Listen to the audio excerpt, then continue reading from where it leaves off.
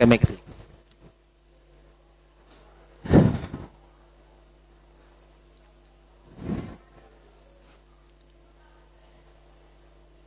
Bismillahirrahmanirrahim.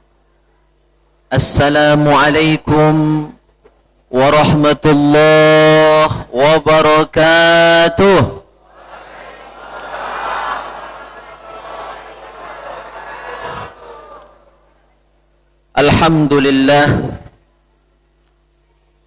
Alhamdulillahilladzi an'ama alaina ni'aman katsirah. Asyhadu an la ilaha illallah wahdahu la syarika lah. Wa asyhadu anna sayyidana Muhammadan abduhu wa rasuluhu la nabiyya ba'dah. Allahumma salli wa sallim wa barik wa karrim wa azzim ala sayyidina Muhammad wa ala alihi wa sahbihi wa mawalah, amma ba'du. Al-mukarramun, para alim ulama, tokoh agama, tokoh masyarakat, tokoh pemuda, wabil khusus yang kita hormati para pejabat pemerintahan, mulai dari Pak RT, Pak RW, atau mungkin Pak Lurah barangkali yang hadir pada kesempatan malam hari yang mulia ini. Yang kita hormati Ketua Masjid beserta seluruh jajarannya yang sudah menjadi wasilah silaturahim kita pada malam hari yang mulia ini. Semoga amal kita semua, pengurus masjid dan seluruh jamaah yang sudah hadir pada malam hari ini, menjadi amal soleh bagi kita semua. Berkumpulnya kita pada malam hari ini semoga menjadi asbab turunnya rahmat Allah, berkah dari Allah, hidayah dan ridha dari Allah subhanahu wa ta'ala. Amin Allahumma amin. Yang kita hormati juga hadir di tengah kita, dan ini warga sini tidak asing lagi tentunya, saudara kita Ustaz Wahyudi beserta kawan-kawan dari Bikers Fisabilillah. Dan ini sudah untuk kesekian kali kami hadir di masjid ini. Yang pertama ketika pernikahan remaja Masjid Agung Al-Amir Ananda Irwinsyah di depan sini rumah orang tua beliau. Terus hadir yang kedua waktu itu Bikers Fisabilillah di sini. Dan ini malam yang ketiga kami hadir memenuhi itu undangan dari pengurus masjid. Mudah-mudahan ini bukanlah pertemuan yang pertama dan terakhir, dan bisa berlanjut pada pertemuan-pertemuan selanjutnya. Jamaah yang mulia, pertama dan paling utama, marilah selalu dan senantiasa kita bersyukur kepada Allah subhanahu wa ta'ala. Karena berkat limpahan nikmat karunia dari Allah subhanahu wa ta'ala, kita bisa hadir, kita bisa berkumpul pada malam hari yang mulia ini. Dan terutama nikmat yang wajib untuk selalu dan senantiasa kita syukuri adalah nikmat iman dan Islam, yang mana dengan nikmat ini insya Allah kita semua akan selamat dunia dan akhirat. Amin ya rabbal alamin. Ibu-ibu pengen masuk surga? Cuma orang dua yang jawab percaya. Pengen bu? Bapak-bapak juga pengen? Syarat pertama, kalau ingin menjadi orang yang pertama kali bahkan masuk surganya Allah subhanahu wa ta'ala, Rasulullah bersabda, awwalu may yadkhulul jannah. Kurang kuat ya? Kita pegang saja. Awwalu, nah mantap juga labanya Pak ya. Awwalu may yadkhulul jannah, orang yang pertama kali akan masuk surganya Allah subhanahu wa ta'ala, kata Rasulullah. Bapak ibu hadirin yang mulia, may yahmadullah, adalah orang yang senantiasa memuji Allah, selalu bersyukur kepada Allah subhanahu wa ta'ala, fissarra wa dharra, dalam keadaan lapang ataupun sempit, susah senang, dia senantiasa bersyukur dan memuji Allah subhanahu wa ta'ala. Semoga kita termasuk hamba-hamba Allah yang demikian. Yang kedua, marilah pada kesempatan yang mulia ini kita senantiasa bersalawat menyenandungkan salawat dan salam kehadiran junjungan kita Nabi Muhammad sallallahu alaihi wasallam, yang peringatan Isra wal Mi'rajnya kita peringati pada malam hari yang mulia ini. Bapak Ibu hadirin rahimakumullah, berbicara tentang Isra tentu tiap tahun sudah kita peringati, dan saya yakin sudah banyak yang faham mengenai kisah Isra wal Mi'raj baginda Rasul sallallahu alaihi wasallam ini. Maka pada malam hari yang mulia ini kita tidak akan bahas semuanya, karena tentu tidak akan cukup waktu kita Bapak Ibu hadirin yang mulia. Kita hanya akan bahas beberapa hal terkait dengan peristiwa Isra dan Mi'rajnya Rasulullah sallallahu alaihi wasallam. Yang pertama, kita akan bahas tentang tamthil yang Allah perlihatkan selama perjalanan Isra Mi'rajnya Rasulullah sallallahu alaihi wasallam. Yang pertama, Bapak Ibu hadirin yang mulia, Allah perlihatkan kepada Rasul ketika beliau Isra, beliau melihat ada orang yang bercocok tanam, bertanaman, menaburkan benih hari itu, dan seketika langsung benih tadi tumbuh dan langsung berbuah seketika. Dan begitu berbuah langsung dipetik, Pak Ketua, ya, langsung dipetik, dan begitu dipetik buah tadi langsung berbuah kembali. Sudah manen saat itu, ya, langsung berbuah lagi, dipanen lagi, berbuah lagi, dan demikian seterusnya. Rasulullah heran, ya, kok ada tanaman yang seperti itu, Pak? Dan kalau ada di dunia ini yang seperti itu, Pak, insya Allah soge galu orang, kaya galu. Karena apa? Setiap panen, ya, tumbuh lagi, panen, tumbuh lagi, begitu seterusnya. Dan malaikat Jibril menjelaskan kepada Rasulullah sallallahu alaihi wasallam bahwa ini adalah tamthil, ini adalah gambaran dari orang-orang yang berjuang di jalan Allah, para mujahid fi sabilillah, orang yang berjuang sampai tetes darah terakhirnya, dia tetap berjuang di jalan Allah. Inilah para mujahid yang akan mendapatkan pahala yang berlipat ganda dan tiada kenal putus, dak putus-putus, dak habis-habis pahalanya. Ma'asyiral hadirin rahimakumullah, berbicara tentang jihad atau orangnya disebut mujahid, itu bukan cuma orang yang perang musuh orang kafir. Mungkin masih ingat ketika pernikahan Dinda dari Pak Yudi, saya juga sempat tausiah pada acara itu. Saya sampaikan bahwa salah satu bentuk jihad fisabilillah adalah bapak-bapak, ya, yang sebagai kepala rumah tangga keluar pagi, ya, bahkan istilah yang sudah sangat terkenal itu pergi ayam bekukok, balik ayam nyangkok. Bahkan sampai disebutkan Pak Sairi, ya, ada P10 itu Pak Ketua, pergi pagi pulang petang, pinggang pegel-pegel, pendapatan masih pas-pasan, masih buntu itulah Pak. Nah, semua itu ketika dilakukan ikhlas lillahi ta'ala, mencari nafkah, yang mantang, yang berdagang, pergi ke pasar, yang pegawai, yang pejabat, siapapun dan apapun profesi kita, ketika kita bekerja mencari nafkah untuk memenuhi kebutuhan keluarga, itu termasuk jihad fisabilillah. Jadi jihad tidak mesti perang, nyari duit untuk anak bini, mencari nafkah untuk keluarga, itu pun termasuk jihad fisabilillah. Dan ini ditegaskan oleh Rasulullah sallallahu alaihi wasallam, man sa'a ala nafsihi li'iffaha fahuwa fisabilillah. Siapa yang nyari nafkah untuk dirinya sendiri, yang masih bujang, yang masih jomblo, yang masih gadis, ya, dia nyari duit untuk dirinya dewek, beli pulsa tak minta lagi dengan uang tua Pak Yudi, ya, beli paket tak lagi minta, ya, tapi sudah ada penghasilan sendiri.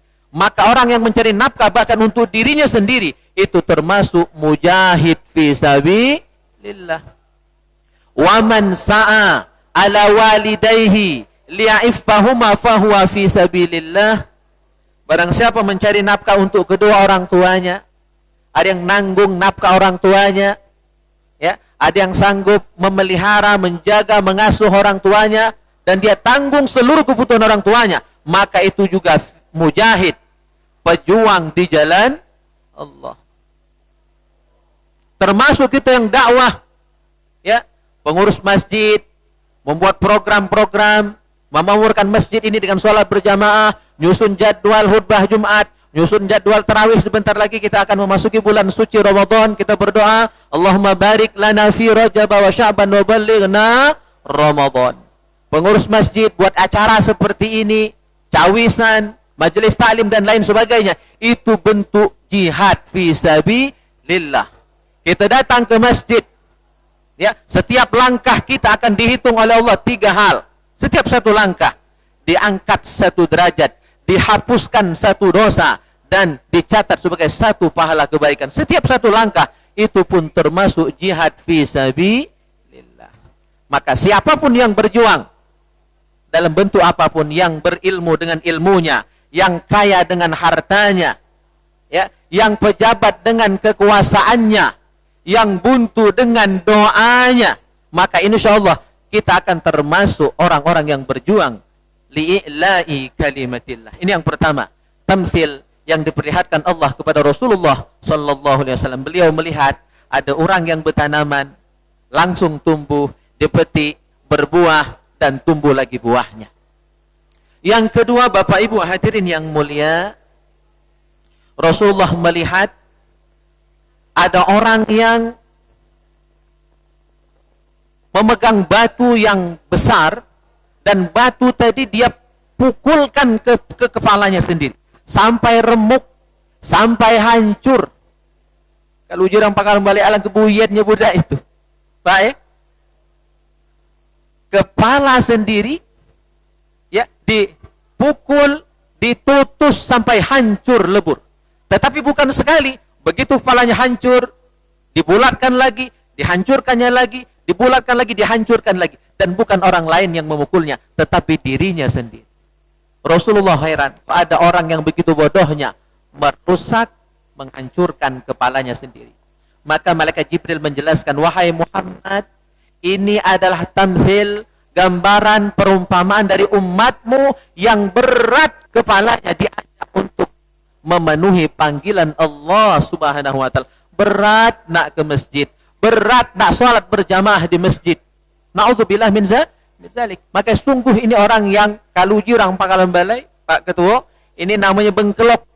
Ya, bengkelok itu keras kepala, kering otak, Pak.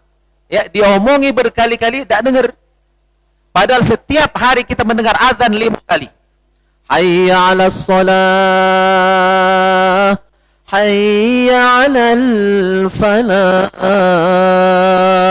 Rumah dekat masjid dengar azan berkali-kali masih tak datang, itu namanya bengkelok. Bapak Ibu hadirin yang mulia, na'udzubillah tsumma na'udzubillah. Maka wajar kalau orang bengkelok, kepalanya ditutus sampai hancur, sampai pecah. Kita kalau punya anak dipanggil tak datang, awalnya tak galak marah, jadi marah Pak ya. Kita mungkin seorang guru, ibu manggil murid, nak ke sini tak datang, marah, awalnya tidak mau marah. Inilah gambaran, ya, orang yang sulit untuk datang ke masjid, berat kepalanya untuk memenuhi panggilan Allah Subhanahu wa taala. Maka ada 3 golongan yang dilaknat Allah pada, ya, 3 golongan ini. Salasatun la'anahumullah. Ada 3 golongan yang dilaknat oleh Allah Subhanahu wa taala. Yang pertama, man taqaddama qauman wa hum lahu karihun. Orang yang menjadi pemimpin salat, menjadi imam salat, tetapi dibenci oleh makmumnya. Ini dilaknat oleh Allah Subhanahu wa taala.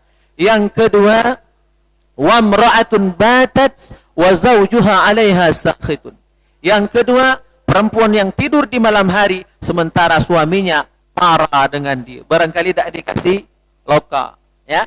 Maka suaminya murka dengan dia dan dia tidur malam itu dalam kemurkaan Allah Subhanahu wa taala. Yang ketiga terkait dengan bahasan kita pada malam hari ini, rajulun sami'a hayya 'alas shalah, hayya 'alal falah, thumma lam yujib. Orang yang mendengarkan hayya 'alas shalah, mendengarkan azan hayya 'alal falah, tetapi dia tidak menjawab panggilan azan itu dalam wujud tak mendatangi sumber azan itu dikumandangkan, tidak ke masjid, tak ke musalla, maka orang yang demikian dilaknat oleh Allah Subhanahu wa taala. Na'udzubillah tsumma na'udzubillah. Yang ketiga, ketika Rasulullah Mi'raj, Isra wal Mi'raj, hadirin yang mulia, Rasulullah masuk surga, Pak. Ya, Rasulullah sudah masuk ke dalam surga, maka beliau melihat bermacam-macam penghuni surga. Salah satu yang ingin saya sampaikan pada malam hari ini, Rasulullah, Bapak Ibu hadirin yang mulia, ketika masuk surga, di atas pintu surga ada tulisan, Bu. Maktuban ala babil jannah. Tertulis di atas pintu surga ada 3 tulisan. Apa tulisan itu bunyinya, Pak? Anti muharramatun ala kulli bakhilin wa aqqin wa ammam. Wahai surga, engkau diharamkan untuk dimasuki oleh 3 macam manusia. Nomor 1, yang haram masuk surga adalah ala kulli bakhilin, setiap orang yang pelit. Ya, setiap orang yang medit, yang pelit. Kalau orang Pangkal Balai tahu bahasa pelit itu, Pak? Getah basah jeruk masap. Nah, orang yang getah basah jeruk masap, orang yang pelit, harap masuk surga, Pak. Pelit apapun, pelit harta, tak galak sedekah, tak galak infak, tak galak membantu orang yang membutuhkan bantuannya. Atau pelit ilmu, tak galak ngajar. Ilmu banyak, alumni pesantren, tamatan UIN, kalau dulu YIN, tapi masjid dekat rumah tak dilurui, tak ke masjid kalau tak jadwal di khutbah misalnya. Nauzubillah, ini termasuk orang yang pelit ilmu. Termasuk paling parah itu Pak Ketua, pelit senyum. Ya, wong ngajak senyum, wong ngajak ngomong, wong ngajak ngobrol, tak peduli. Ya, raihnya patah 1000. Ya, merengut baik-baik diajak wong ngomong, merengut baik diajak wong senyum. Nah, itu pelit senyum, Pak. Semua orang yang pelit harap masuk surga, pelit apapun itu. Yang kedua, wa'aqin, anak yang durhaka, harap masuk surga. Padahal kita pengen masuk surga. Sementara anak yang durhaka harap masuk surga, Pak. Dan sudah termasuk durhaka, tak perlu nak besar-besar, nak hebat-hebat, Pak. Nak napuk wong tua, munu wong tua. Sekarang sudah tak aneh lagi, sudah sering kita tonton beritanya di TV, kita baca beritanya di media sosial dan lain sebagainya. Sudah termasuk durhaka, Bapak Ibu hadirin yang mulia, ya, tidak mendoakan orang tua sudah durhaka. Maka dalam kitab Durratun Nasihin disebutkan, qala ba'dus sahabah, para sahabat Nabi mengatakan, sahabat Nabi artinya murid Rasulullah sallallahu alaihi wasallam. Para sahabat berkata, tarkud du'a lil walidaini yudayyikul aish 'alal walad. Anak yang tidak mendoakan orang tuanya, tidak pernah baca Rabbi ufirli wali walidayya warhamhuma kama rabbayani saghira. Ini anak yang kurang ajar, Pak. Sudah durhaka. Tidak usah nak jawab cakap wong tua. Ya, itulah jelas salah, Pak. Fala takul lahuma uff. Jangan ngomong ah dengan orang tua. Ah cuma 2 huruf. A sama ha. Kalau bahasa Arab alif dan fa. Uff. Terjemah bahasa Indonesia adalah ah. Ngomong ah atas perintah orang tua yang tidak menyalahi syariat, itu sudah durhaka. Itu jelas sudah salah. Apalagi merepet, Bu, ya. Oh, merepet jawab cakap orang tua. Tak galak, tak setuju, tak deman. Itu jelas durhaka. Dan ini yang jarang kita perhatikan. Tidak mendoakan orang tua, Bapak Ibu hadirin yang mulia, sudah durhaka dalam pandangan sahabat Rasul sallallahu alaihi wasallam. Dan apa hukumannya anak yang durhaka? Yudayyikul aish 'alal walad.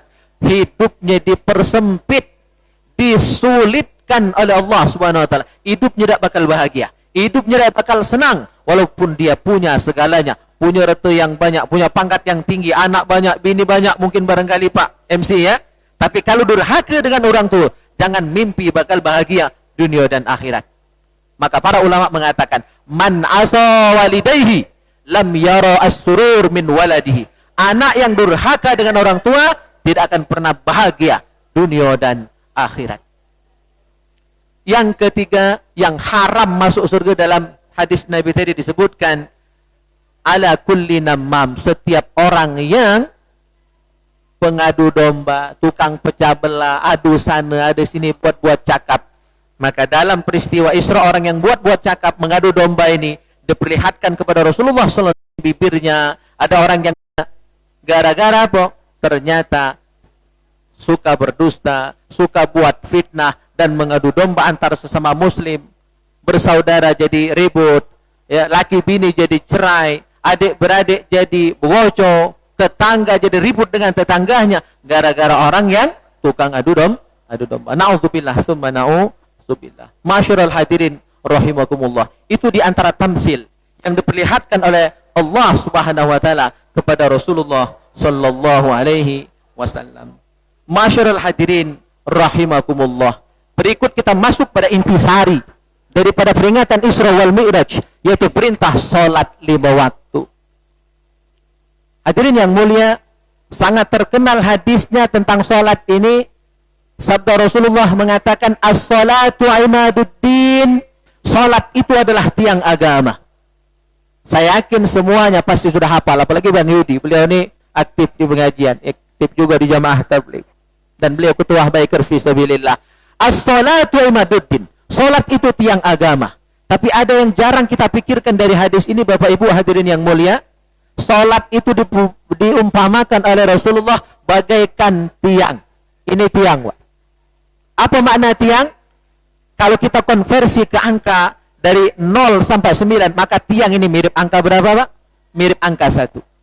Jadi seolah-olah Rasulullah ingin bilang kepada kita semua umatnya, Bapak Ibu hadirin yang mulia, salat itu bagaikan angka 1, ibadah lain itu bagaikan angka 0. Ya, itu makna as-salatu imaduddin. Salat bagaikan angka 1, ibadah lain bagaikan angka 0. Angka 0, kalau 1 masih disebut 0, Pak. 2 0 masih 0. 3 0 masih 0. 1000 angka 0 masih disebut 0. Tidak ada arti sama sekali. Tetapi ketika angka 0 walaupun hanya 1, ada angka 1 di depannya, dia akan menjadi 10. Ya, 2 0 ada angka 1 menjadi 100. Ada 3 angka 0, ada angka 1 di depannya menjadi 1000. Ada 4 angka 0 menjadi 10.000. Ada 5 angka 0 menjadi 100.000. Ada 6 angka 0 menjadi 1.000.000. Ada 9 angka 0 menjadi 1.000.000, dan seterusnya. Apa yang membuat 0 tadi bermakna? Apa yang membuat 0 tadi menjadi berarti, bernilai angka 1 di depannya? Maka makna hadis as-salatu imaduddin, Bapak Ibu hadirin yang mulia, ya, bahwa sebanyak apapun ibadah kita, rajinlah sedekah sampai habis harta. Mungkin haji tiap tahun, barangkali umroh tiap bulan. Oleh corona ini begitu tidak baca haji dan umroh, ya, atau ibadah-ibadah lainnya semuanya dikerjakan, tetapi salat tidak dikerjakan. Maka sering ditanyakan kepada kami Majelis Ulama Indonesia, Pak Yasin, Ustadz, mak mana puasa tapi tidak sembahyang? Maka itu 0. Puasanya sah asal cukup syarat dan rukun, tapi karena sudah meninggalkan salat, salat itu ditinggalkan, hukumnya haram, hukumnya dosa, maka puasanya tadi walaupun sah jadi 0, jadi sia-sia. Berarti Bapak Ibu hadirin yang mulia, salat itu adalah tolok ukur. Salat itu adalah miqyas wal mi'yar, barometer bagi ibadah-ibadah yang lainnya. Ketika salat kita bagus, maka insya Allah amalan lain pun akan dinilai bagus dan sempurna oleh Allah Subhanahu wa ta'ala. Sebaliknya, kalau salat kita bolong-bolong atau bahkan tidak dikerjakan sama sekali, maka amalan lain akan dianggap hangus, tidak bernilai, ataupun nilai hanya 0, 0, 0, tidak berarti apa-apa di sisi Allah Subhanahu wa ta'ala. Maka masyarul hadirin yang mulia, jangan pernah berani kita meninggalkan salat. Luar biasa beratnya hukumannya. Dan tidak selesai di dunia ini, Bapak Ibu hadirin yang mulia, ketika kita meninggalkan 1 rakaat saja di salat fardu. Maka dalam kitab I'anatut Thalibin disebutkan 1 rakaat yang kita tinggalkan salat fardu di dunia ini, di akhirat nanti wajib diganti, wajib dibayar dengan 70 rakaat salat sunnah. Sanggup, Bu? Ya, 1 rakaat salat wajib kalau belum sempat diqadha, maka di akhirat nanti akan ditagih oleh Allah Subhanahu wa taala, dibayar dengan sholat sunnah 70 rakaat. Kalau yang wajib lagi tinggal, Pak, mak mano nak memperbanyak sholat sunnah, mustahil bisa tu balas, mustahil bisa tu bayar. Kalau meninggalkan 1 hari saja sholat fardu, artinya 5 waktu itu 17 rakaat. Maka kalau meninggalkan 17 rakaat itu, Pak, 5 waktu tadi, Wajib diganti di hari kiamat nanti, 1 rakaat diganti 70. Berarti 17 rakaat 5 waktu tadi kali 70 rakaat. Kalikan saja yang pintar matematika. PMC barangkali pintar matematika, Pak. Kalau saya, Pak, nilainya matematika pas-pasan, pajak lulus jadilah alhamdulillah. Ya, saking pas-pasannya SD saya 7 tahun, Pak. Ya, disayang oleh guru di kelas 1-nya 2 tahun. Ya. 17 kali 70 rakaat salat sunnah, maka jumlahnya 1190 rakaat salat sunnah yang harus kita siapkan untuk mengganti 17 rakaat yang tinggal. Itu sehari, Pak. Kalau tak sholat 2 hari kalikanlah 1190 kali 2 hari. Kalau tak sholat seminggu kalikanlah. Kalau tak sholat setahun kalikanlah. Artinya tidak bisa. Tidak akan pernah bisa kita melunasi hutang sholat kita itu. Kalau bukan karena rahmat Allah subhanahu wa ta'ala. Kalau bukan karena kebaikan Allah untuk mengampuni dosa-dosa kita. Maka sebagai ikhtiar kita sudah berani meninggalkan sholat di masa lalu. Tebus dengan mengkodok sholat itu sedikit demi sedikit. Insya Allah mudah-mudahan Allah berkenan mengampuni salat yang sudah pernah kita lalaikan selama ini. Ma'asyiral hadirin rahimakumullah. Salat ini dalam pandangan Syekh Mutawalli Asy'arawi, Bapak Ibu hadirin yang mulia, beliau adalah salah satu Grand Syekh Al-Azhar, menyebutkan bahwa salat itu adalah bukan hanya rukun Islam, tetapi salat itu adalah rukun Muslim. Apa beda rukun Islam dengan rukun Muslim? Kalau rukun Islam hanya wajib pada orang-orang tertentu saja. Itu rukun Islam. Misalnya puasa hanya wajib bagi yang mampu, yang sakit tidak wajib. Ya. Haji hanya bagi yang mampu saja. Zakat hanya yang mampu saja. Yang buntu tidak wajib bayar zakat, Pak. Tetapi salat, siapapun yang kaya, yang miskin, rakyat, pejabat, laki, perempuan, ya, selama masih ada nyawa, selama masih hidup, maka dia wajib mengerjakan sholat fardu 5 waktu. Itulah makna rukun Muslim. Dan kenapa sholat juga disebut rukun Muslim? Syekh Mutawalli Asy'arawi menjelaskan, Bapak Ibu hadirin yang mulia, karena di dalam sholat ternyata seluruh rukun Islam ada di dalamnya. Dan termasuk ibadah-ibadah lain di luar sholat ada di dalam sholat. Mari kita cek. Yang pertama, syahadat ada di dalam sholat. Ketika kita membaca tasyahud awal dan akhir, ada syahadat. Yang kedua, puasa ada di dalam sholat, Pak. Apa makna puasa? Tidak makan, tidak minum, tidak hubungan suami istri.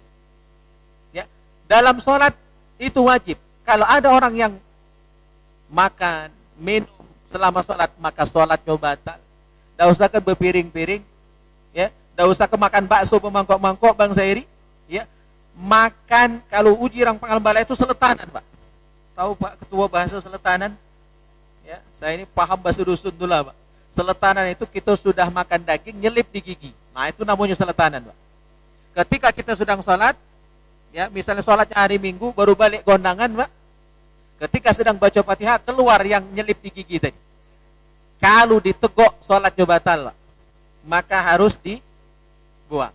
Minimal ditahan, jangan sampai lewat dari tenggorokan.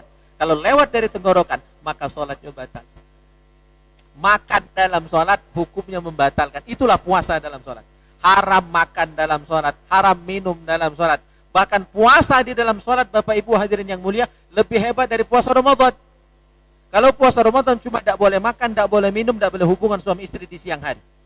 Tetapi di dalam sholat, ngomong pun tak boleh. Jadi ada puasa ngomong. Bahkan satu kata pun kita ngomong dalam sholat kita batal. Ya, ketika kita puasa Ramadan, boleh jalan-jalan kemana-mana, boleh nak ke Palembang, boleh nak ke Ampera, ya, boleh nak ke masjid, ya, Baitul Hikmah ini, silakan. Tetapi ketika sholat, berjalan lebih dari 2 langkah, 3 langkah, dan seterusnya, bisa membatalkan sholat. Bahkan nak nepak nyamuk pun itu bergerak. Maksimal boleh 2 kali Pak nepak nyamuk atau bergaut itu. Kalau 3 kali berturut-turut dalam satu rukun fi'li, maka bisa membatalkan sholat. Inilah puasa di dalam sholat. Ya. Tidak boleh makan, tidak boleh minum, ya, tidak boleh bergerak, bahkan tidak boleh ngomong di luar ucapan-ucapan yang diperkenankan selama kita sholat. Sholat isinya cuma bacaan Al-Quran, zikir dan doa. Zakat ada Pak di dalam sholat zakat. Apa makna zakat? Zakat itu membersihkan diri. Kalau zakat harta membersihkan harta, itulah zakat di dalam sholat ada Pak. Karena sholat itu adalah mensucikan diri kita dari dosa yang pernah kita lakukan. Maka Rasulullah, Bapak Ibu hadirin yang mulia, mengumpamakan sholat itu bagaikan sungai yang mengalir di depan rumah kita. Di mana di sungai yang di depan rumah kita tuh tiap hari kita mandi 5 kali Pak. Kalau mandi rata-rata kita paling 2 kali sehari, petang pagi Pak MC ya. Tapi ini 5 kali, tentu lebih bersih lagi. Lebih bersih lagi. Itulah gambaran sholat yang merupakan pembersih, asbab Allah mengampuni dosa-dosa kita. Maka kalau kita sholat 5 waktu, insya Allah dosa kita diampuni oleh Allah Subhanahu wa ta'ala. Inilah zakat di dalam sholat. Makna zakat yang lain adalah an-numu, tumbuh dan berkembang. Maka orang yang rajin bayar zakat, orang yang rajin infak dan sedekah, ya, ma naqasa malun min shadaqatin bal yazdad. Tidak berkurang harta dengan diinfakkan, dengan disedekahkan, dengan diberikan kepada fakir miskin yatim piatu, tetapi akan bertambah. Zakat di dalam sholat akan menambah makom kemuliaan seorang hamba, nambah pahalanya, ya, naik makomnya, derajatnya lebih mulia di sisi Allah Subhanahu wa ta'ala. Itu zakat di dalam sholat. Makanya sholat disebut sebagai rukun muslim. Berikutnya haji ada di dalam sholat Pak. Haji ada di dalam sholat. Haji itu kita pergi ke Mekah, ya, tawaf di Ka'bah, ya, sa'i antara Safa dan Marwah. Inti haji kita tawaf di Ka'bah. Dan sholat sama-sama kita menghadap Ka'bah. Kiblat kita adalah Ka'bah. Maka kiblat kita harus benar. Miring dikit hati-hati, sholat kita tidak sah. Ya, maka kiblat harus benar-benar. Cuma kiblat itu ada 2. Ya, kalau yang berada di Makkah, maka harus betul-betul menghadap ke arah Ka'bah. Tapi kalau kita yang jauh, cukup menghadap ke jihad, ke arahnya saja. Yang penting arahnya sama, maka kita sudah sah dianggap menghadap kiblat. Dianggap sah menghadap Ka'bah sebagai kiblat sholat kita. Masyarul hadirin yang mulia, ternyata seluruh rukun Islam yang 5 itu ada di dalam sholat 5 waktu. Makanya sholat, kata Syekh Mutawalli Asy'arawi, bukan hanya rukun Islam, tetapi juga merupakan rukun muslim. Masyarul hadirin rahimakumullah. Terakhir ingin kami sampaikan tentang fadilah, keutamaan sholat berjamaah di masjid. Ya, makanya dalam ayat yang dibacakan oleh Ustadz Ansori dan juga dibacakan oleh MC kita tadi, surah Al-Isra ayat 1, disebutkan bahwa Isra itu adalah minal masjidil haram ilal masjidil aqsa, dari masjid ke masjid. Dan Rasulullah adalah orang yang sangat cinta masjid. Kemanapun beliau datang, beliau akan bangun masjid. Ya, datang ke Kuba bangun masjid, datang ke Madinah bangun masjid. Di manapun beliau berada, beliau akan bangun masjid. Karena apa? Memang masjid itu hadirin yang mulia adalah khairul biqa, tempat terbaik di muka bumi ini. Dan masjid bagi kita kaum muslimin, Bapak Ibu hadirin yang mulia, adalah al-masjidu baitu kulli mu'min. Masjid itu rumah bagi setiap orang yang beriman kepada Allah Subhanahu wa ta'ala. Artinya setiap kita harus punya perasaan yang sama, harus punya tanggung jawab yang sama. Bukan cuma pengurus yang melalui masjid, tetapi semua orang yang beriman kepada Allah Subhanahu wa ta'ala, pengurus ataupun bukan, ya, dia tetap berkewajiban untuk memakmurkan masjid Allah, rumah Allah Subhanahu wa ta'ala. Rugi Bapak Ibu hadirin yang mulia kalau tidak sembahyang ke masjid. Umar bin Khattab dalam kitab Al-Kabair yang tadi malam kami bahas di Majlis Al-Maghfirah, disebutkan oleh anak beliau sendiri Abdullah bin Umar, beliau pernah jalan-jalan ke kebun beliau karena beliau punya kebun kurma, Al-Haid. Begitu jalan-jalan di kebun kurma, saking takjubnya dengan buah yang sedang ranumnya, ya, sehingga beliau takjub, lupa kalau waktu asar sudah tiba. Begitu beliau teringat, ya Allah, sudah tiba waktu asar, maka beliau buru-buru pulang, ya, menuju masjid. Begitu datang ke masjid, qad sallu, semua orang sudah selesai melaksanakan sholat asar. Maka beliau menyesal luar biasa. Nyesal banget kalau jurang pengambaran itu. Nyesal niat. Karena sudah meninggalkan sholat berjamaah, sholat asar berjamaah. Cuma satu waktu itu beliau tinggalkan. Bukan 5 waktu. Kalau kita ini tinggal sholat fardu biasa baik. Beliau tinggal jamaah Pak. Cuma 1 waktu. Beliau menyesal luar biasa. Dan sebagai tanda penyesalan Umar bin Khattab, kata anaknya Abdullah bin Umar, akhirnya beliau sedekahkan kebun kurmanya tadi. Ya, ishadu, saksikan oleh kalian wahai sahabatku, kata Umar bin Khattab, kebun kurmaku ini kuinfakkan, kuwakafkan untuk fakir miskin yang ada di Madinah ini. Sebagai tanda menyesal sudah meninggalkan sholat asar dengan berjamaah. Itu pandangan Umar bin Khattab, Bapak Ibu hadirin yang mulia, tentang besarnya fadilah, keutamaan sholat berjamaah. Nah, tidak tahu man kita ini, mungkin biasa baik Pak ya, Pak Ketua. Ya. Cak-cak tidak tahu baik, ninggalkan sembahyang, bahkan apalagi ninggalkan jamaah. Maka supaya kita semangat Bapak Ibu hadirin yang mulia, luar biasa fadilah sholat berjamaah di masjid. Rasulullah bersabda, bisa kita baca dalam kitab Al-Jami'us Saghir karya Imam Jalaluddin As-Suyuti. Rasulullah bersabda, dan derajat hadisnya hasan. Kita jarang dengar hadis ini, tapi mudah-mudahan dengan kita sampaikan hadis ini, kita jadi lebih semangat lagi untuk memakmurkan rumah Allah Subhanahu wa ta'ala. Rasulullah bersabda, as-salatu fil masjidil jami', salat di masjid jami', ta'dilu al-faridatu hajjatan mabrurah. Salat fardu di masjid jami' nilainya setara dengan haji yang mabrur. Padahal orang haji Pak belum tentu mabrur Pak. Ya. Tapi kalau kita salat fardu di masjid jami', pahala haji mabrur kita dapatkan. Tapi jangan salah paham, bukan berarti tidak boleh pergi haji lagi, bukan. Laju dah kalau pergi haji lagi rugi Pak. Semua kaum muslimin ya pengen pasti berhaji walaupun sudah berkali-kali. Bang Yudino sudah sering umroh, ya pasti nak pengen lagi ketika ada kesempatan, ketika ada sen juga Pak ya, dan diizinkan oleh pemerintah Saudi. Ini karena lagi Covid kita belum diizinkan untuk umroh. Seandainya diizinkan tiap bulan, mungkin kita pacak tiap bulan. Ya. Nah, orang yang haji itu belum tentu mabrur, Pak. Tetapi ketika kita sholat fardu di masjid jami' dapat pahala haji itu. Wan nafilatu kahajjatin mutaqabbalah. Sholat sunnah yang kita kerjakan di masjid jami'. Tadi masuk masjid, tahiyatul masjid. Sudah azan kita qabliyah. Sudah sholat fardunya kita mengerjakan ba'diyah. Mungkin ada yang tahajud nanti malam di masjid ini.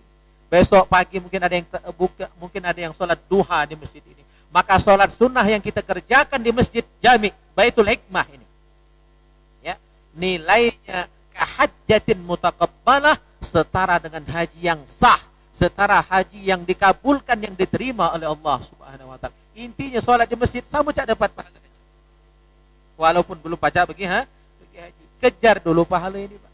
Sambil nabung, ya, sambil nyari sen, ya, untuk daftar haji atau umroh. Kita kejar pahalanya dengan mengerjakan sholat di masjidnya, masjid jami'.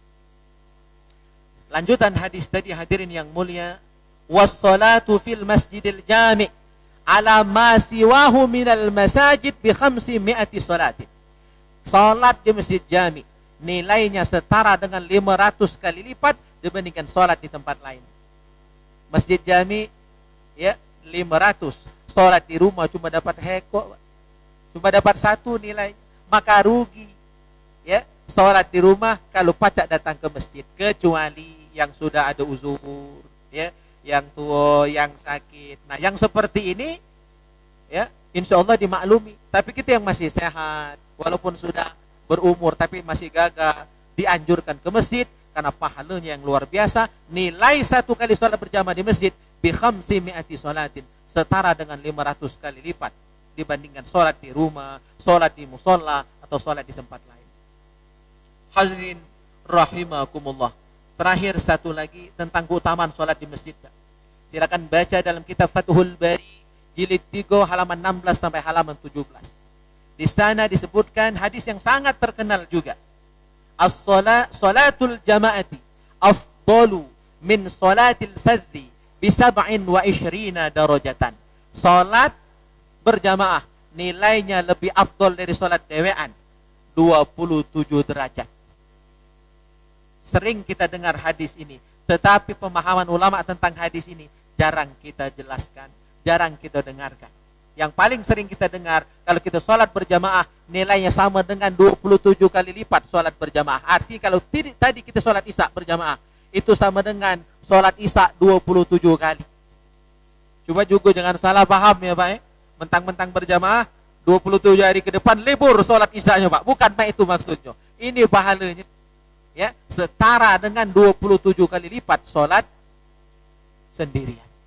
Nah, yang jarang dipahami, jarang dijelaskan para ulama kita, Bapak Ibu hadirin yang mulia, penjelasan Imam Ibnu Hajar Al-Asqalani yang mirip beliau ini namanya dengan Pak Bupati gitu, ya, Pak Asqalani.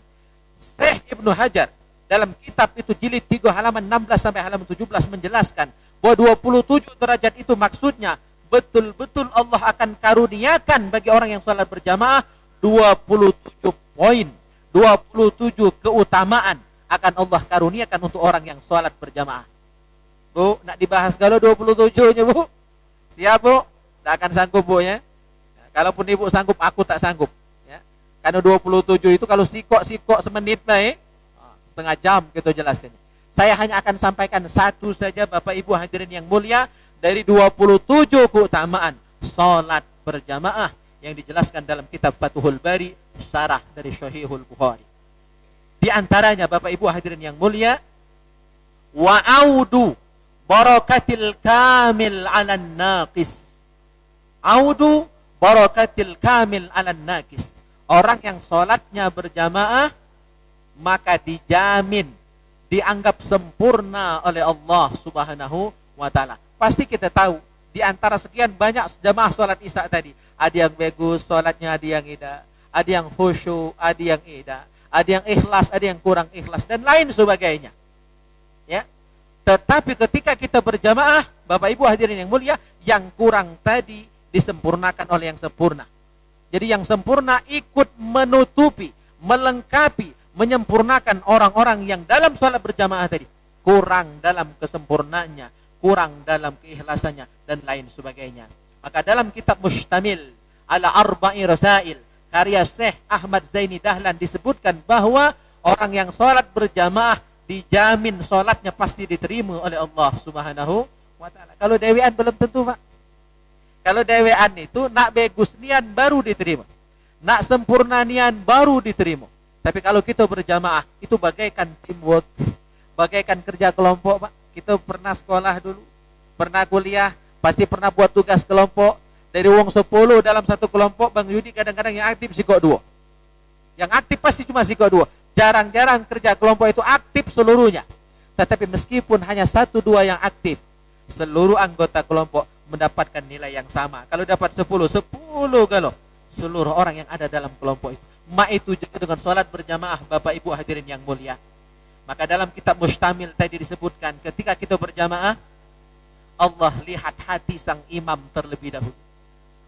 Kalau imamnya khusyuk, kalau imamnya ikhlas, maka sholat seluruh makmumnya tanpa dilihat satu-satu, tanpa dicek satu-satu Bapak Ibu hadirin yang mulia, berkat imamnya khusyuk dan ikhlas, maka sholat seluruh makmumnya diterima oleh Allah Subhanahu wa ta'ala. Seandainya Pak, imamnya kurang, mohon maaf siapa imam tadi, barangkali, ya Allah alam, karena kita manusia. Saya pun imam alamir, ya pasti ya ada salah, ada kurang. Nah, mohon maaf, mungkin imamnya kurang sempurna, kurang khusyuk, kurang ikhlas dan lain sebagainya. Tidak serta-merta ditolak sholatnya hari itu. Allah lihat yang di belakang imam. Mungkin bapak yang di belakang imam lebih khusyuk dari imamnya, lebih ikhlas dari imamnya. Maka berkat satu orang tadi Pak, sholat imamnya diterima dan sholat seluruh makmumnya diterima oleh Allah Subhanahu wa ta'ala. Seandainya di belakang imam tadi sama bahaya Pak, 11-12 dengan imamnya, mohon maaf. Ya, dilihat yang di sebelah kanan Pak. Ya, maka sop kanan itu sop yang paling afdol. Ya, dilihat sop paling kanan. Barangkali ada yang di sebelah kanan yang lebih khusyuk dan ikhlas dibandingkan imamnya. Maka berkat satu orang yang di sebelah kanan tadi, sholat imam dan seluruh makmum diterima. Seandainya Pak, ya, termasuk anunian ini, parah nian sholatnya, yang kanan hamu baik, ya, dengan imam dan makmum di belakang imam baik. Dilihat yang di sebelah kiri. Mungkin ada yang di sebelah kiri yang lebih ikhlas dan khusyuk dibandingkan imam. Berkat beliau sholat kita diterima oleh Allah Subhanahu wa ta'ala. Seandainya Sop pertama kati yang husuk, kati yang ikhlas, termasuk imamnya. Dilihat sop yang kedua. Sop yang kedua sama baik, dilihat sop yang ketiga. Seandainya sop laki-laki sama baik, dia kata yang ikhlas dan husuk, dilihat di sopnya ibu-ibu tadi. Barangkali di sopnya ibu-ibu, di barisan ibu-ibu yang paling belakang, paling pinggir, paling bucu, ada ibu-ibu yang lebih husuk dan ikhlas dibandingkan imamnya dan seluruh makmum yang lain. Maka berkat satu jamaah ibu-ibu tadi, Pak, salat kita diterima oleh Allah Subhanahu wa taala. Dahsyatnya luar biasa berjamaah itu. Dawiat belum tentu, Pak. Terakhir, Pak, seandainya semasjid, Pak, dari imam sampai makmum paling belakang, di barisan ibu-ibu paling belakang, tidak ada satupun semasjid ini yang husuk, yang ikhlas. Tapi sholatnya sah secara hukum, cuma kurang husuk baik, kurang ikhlas baik, tidak serta-merta ditolak oleh Allah Subhanahu wa taala. Allah tetap berkenan menerima sholat kita. Karena apa? Yadullah alal jamaah. Allah senang melihat kita berjamaah. Karena senangnya Allah melihat kita berkumpul berjamaah untuk salat 5 waktu, untuk taklim seperti ini, untuk peringatan hari besar seperti ini. Senangnya Allah melihat kita berkumpul, maka Allah mengabulkan, Allah menerima salat kita walaupun ada kekurangan di sana sini. Maka rugi nian Bapak Ibu hadirin yang mulia kalau kita bisa berjamaah tapi tidak melakukan salat itu berjamaah di masjid. Masyarul hadirin rahimakumullah. Ini saja Bapak Ibu hadirin yang mulia barangkali yang bisa kami sampaikan dalam kesempatan yang mulia ini. Mudah-mudahan Masjid Baitul Hikmah ini makin makmur, makin ramai jamaahnya, ya, dengan beragam aktivitas ibadah, bukan cuma salat 5 waktu tapi ibadah-ibadah lainnya. Amin ya rabbal alamin. Ini saja, lebih dan kurang mohon maaf. Akhirul kalam, billahi taufik wal hidayah war ridha wal inayah. Wassalamualaikum warahmatullahi wabarakatuh.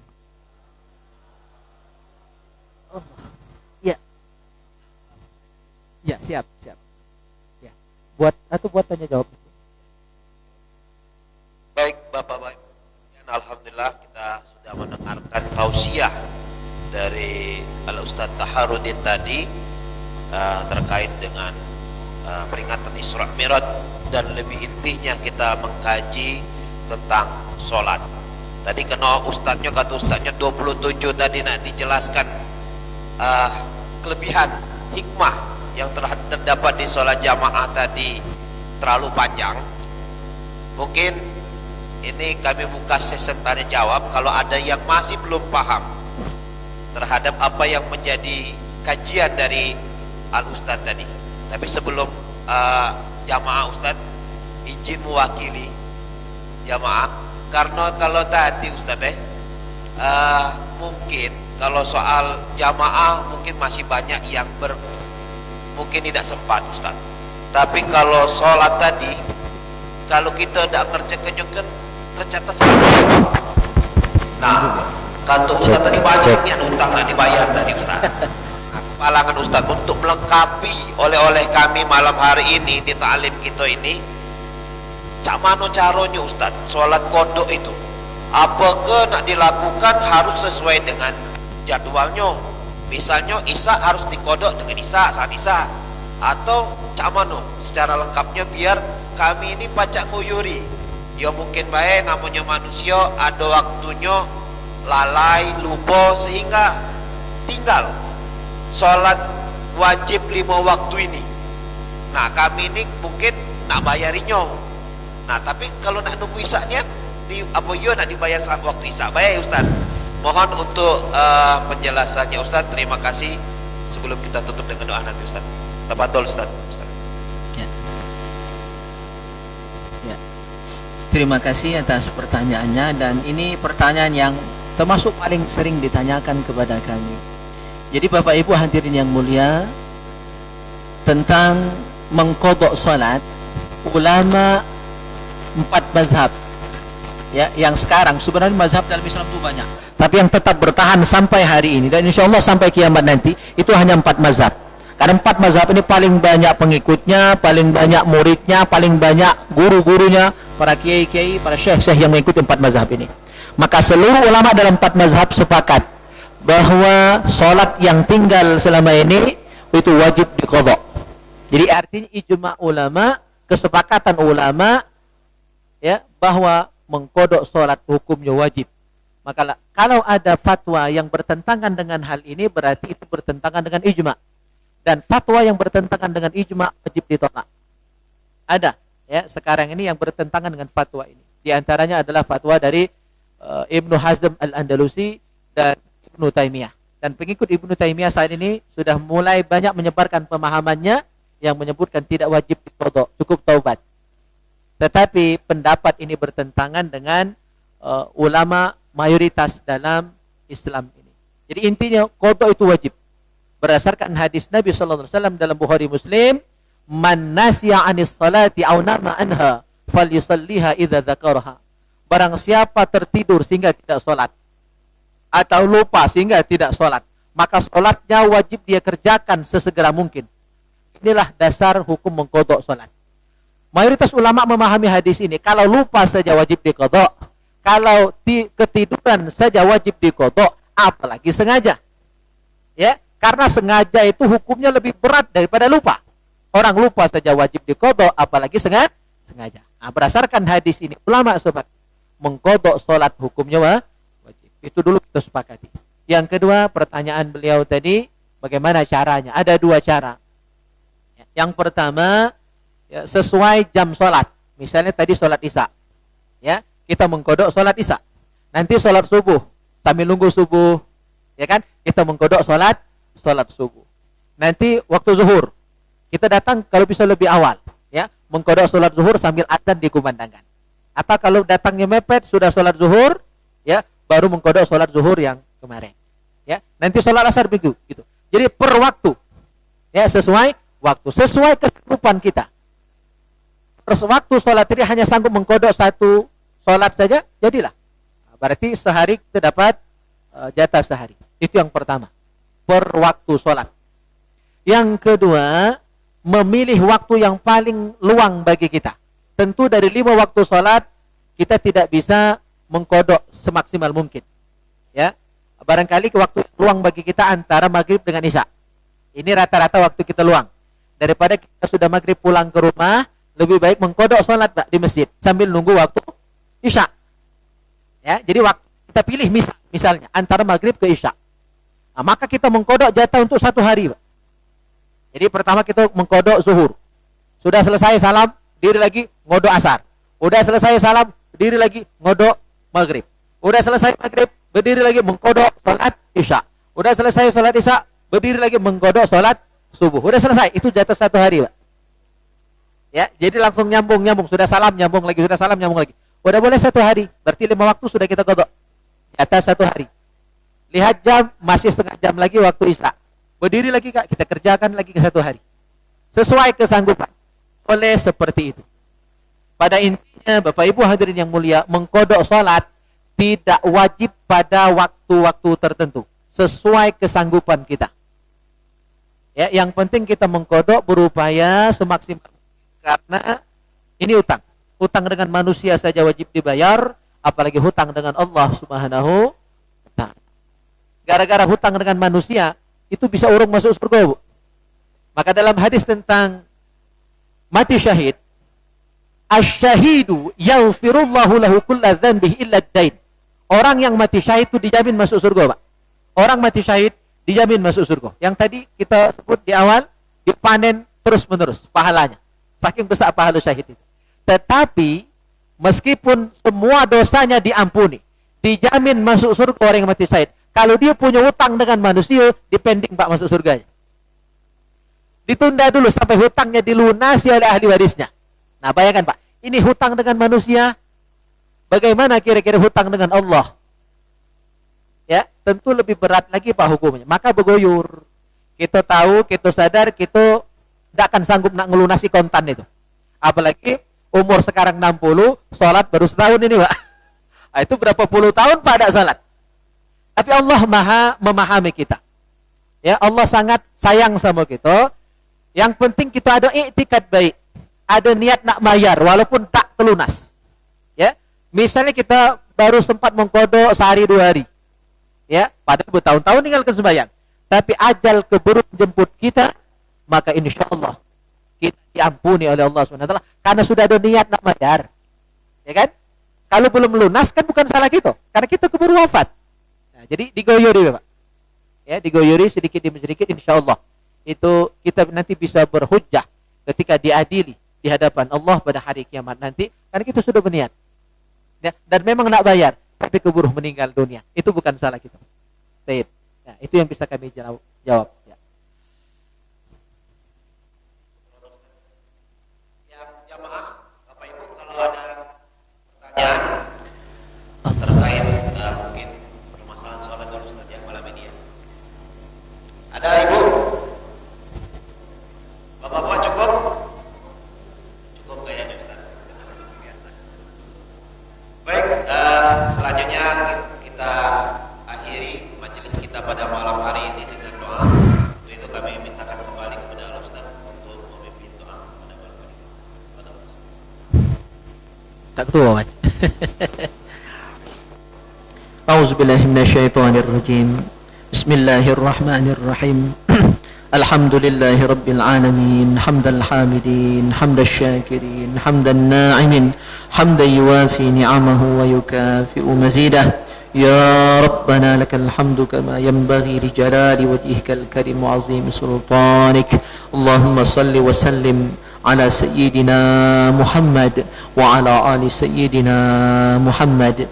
اللهم اجعل جمعنا هذا جمعا مرحوما وتفرقنا من بعده تفرقا معصوما. اللهم أصلح لنا ديننا الذي هو عصمة أمرنا، وأصلح لنا دنيانا التي فيها معاشنا، وأصلح لنا آخرتنا التي فيها معادنا، واجعل الحياة زيادة لنا في كل خير، واجعل الموت راحة لنا من كل شر. اللهم إنا نسألك من خير ما سألك منه نبيك محمد صلى الله عليه وسلم، ونعوذ بك من شر ما استعاذ منه نبيك محمد صلى الله عليه وسلم، وأنت المستعان وعليك البلاغ ولا حول ولا قوة إلا بالله. ربنا آتنا في الدنيا حسنة وفي الآخرة حسنة وقنا عذاب النار. وصلى الله على خير خلقه محمد وعلى آله وصحبه أجمعين والحمد لله رب العالمين. تقبل الله منكم. Alhamdulillahirabbil alamin. Dengan berakhirnya doa tadi maka seluruh rangkaian kita pada malam hari ini berakhir pula. Semoga tausiah yang disampaikan oleh Ustaz tadi menjadi ilmu yang bermanfaat bagi kita semua. Amin ya rabbal alamin. Saya selaku pembawa acara mohon maaf atas salah kata dan ucapan Allah mohon ampun. Billahi taufiq wal hidayah wa ridha wal inayah. Wassalamualaikum warahmatullahi wabarakatuh.